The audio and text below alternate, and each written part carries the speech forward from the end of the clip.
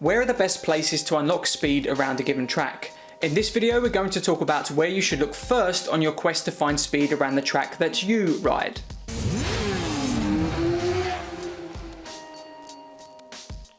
It isn't uncommon for riders to focus on the wrong skills in order to build speed and safety into their riding. For instance, body position is one where riders frequently jump on first, when in reality there are many other things to work on that would be of a bigger benefit. And similarly, learning riders will also be working in the wrong areas of the track to find speed. Now, it goes without saying that even the fastest guys on a track day will be able to make time up in every corner, but I'm sure it also goes without saying that you want to make the biggest gains in the shortest amount of time. In which case, you're going to need to know what areas of the track to focus on first in order to unlock the biggest gains as you work to climb the track day ranks. There are two main areas to look out for on your hunt for speed and time. We'll start with the one that is often the most important: the long straights.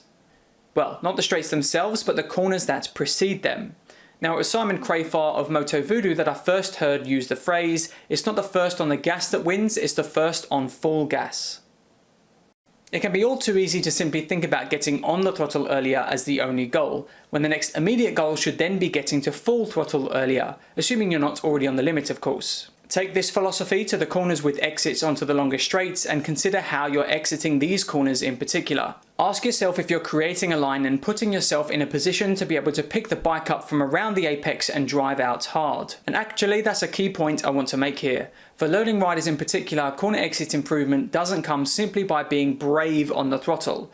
Initially, the biggest improvements will come from creating the line that lets you pick the bike up at a more ideal point at corner exit. If there's a sizable disparity between you and another rider in how you're able to exit the corner, you'll be making considerable time over that rider. And you can forget tenths, we're talking about multiple seconds just from one corner exit if the straight is long enough. So, look at the track that you ride and pick out the zones where a lot of acceleration is taking place. Then ask if you can do a better job to allow yourself to begin accelerating earlier.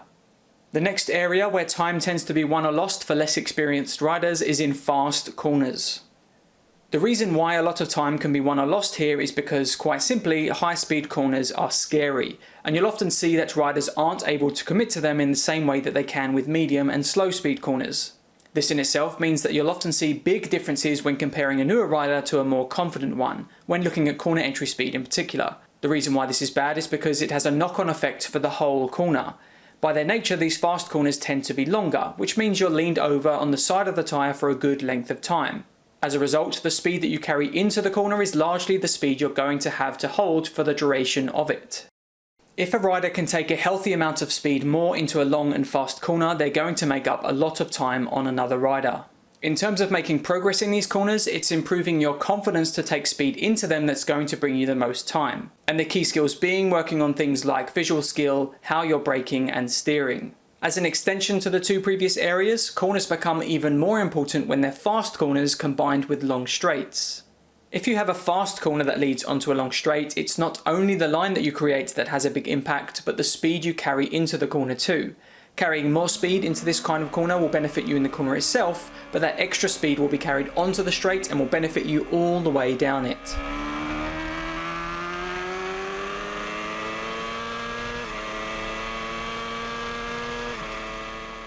Also, high-speed corners that follow long straights can also gain you a lot of time. This is because typically riders are overcautious in the braking zone and reduce speed too much, which is time they've lost not only in the braking zone but also time they'll lose through the whole of the approaching corner.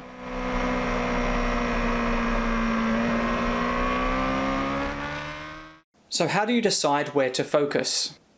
Take a good look at the track that you ride. Assess the most important exits onto the longest straights along with the high-speed corners, and also see if there's anywhere where those two are combined. These are the places that are typically going to gain you the most time as a learning rider, so ask yourself if you can do more to extract more potential from them, either by changing how you enter or exit them. Now naturally, like I said before, you will look to go a bit faster everywhere, but when you're looking to gain the most speed in the shortest amount of time, your main focus should be on the areas that we've covered here.